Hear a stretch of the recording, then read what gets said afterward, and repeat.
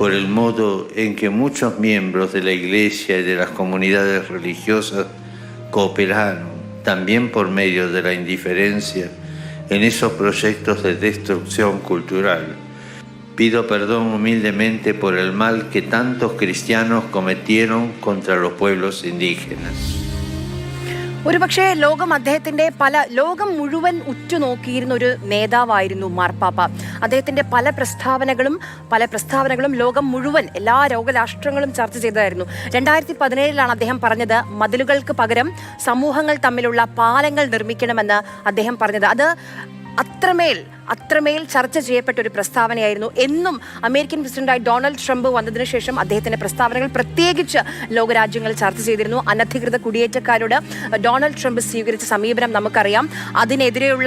അതിനെതിരെയുള്ള മാർപ്പാപ്പയുടെ പ്രസ്താവനകൾ അതൊക്കെ എന്നും ലോകം ചർച്ച ചെയ്തതാണ്.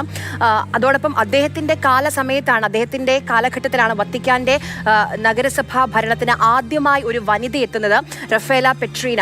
അദ്ദേഹത്തിന്റെ അങ്ങനെ ചരിത്രപരമായ പല തീരുമാനങ്ങളും എടുത്തുകൊണ്ട് പല ചരിത്രങ്ങളും തിരുത്തി എഴുതിക്കൊണ്ടാണ് അദ്ദേഹത്തിന്റെ മടക്കം. ജോ ബൈഡൻ അദ്ദേഹത്തിന്റെ അവസാന ദിവസം സന്ദർശിക്കാൻ ആഗ്രഹിച്ചിരുന്നത് മാർപ്പാപ്പയായിരുന്നു. പക്ഷേ ആ സമയത്താണ് കാലിഫോർണിയയിൽ കാട്ടുതീ പടർന്നത്.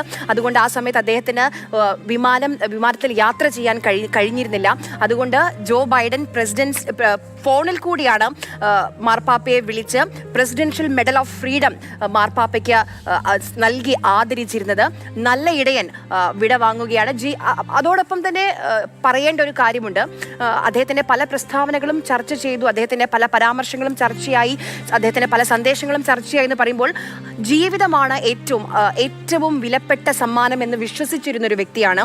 അദ്ദേഹത്തിന് എല്ലാ തവണയും അദ്ദേഹത്തിന്റെ പുതുവർഷ സന്ദേശത്തിന്റെ ആദ്യത്തെ വരി അതായിരിക്കും: ജീവിതമാണ് നമുക്ക് ലഭിച്ചിരിക്കുന്ന ഏറ്റവും വലിയ സമ്മാനം. ഗർഭാവസ്ഥ മുതൽ മരണം വരെ ജീവനെ ആദരിക്കണം, ജീവനെ സ്നേഹിക്കണം, ജീവനെ ബഹുമാനിക്കണം, ജീവനെ സംരക്ഷിക്കണം. അതുകൊണ്ട് തന്നെയാണ് ഗർഭചിത്രം, അബോർഷനെതിരെ ശക്തമായൊരു നിലപാട് എന്നും മാർപ്പാപ്പ എടുത്തിരുന്നത്.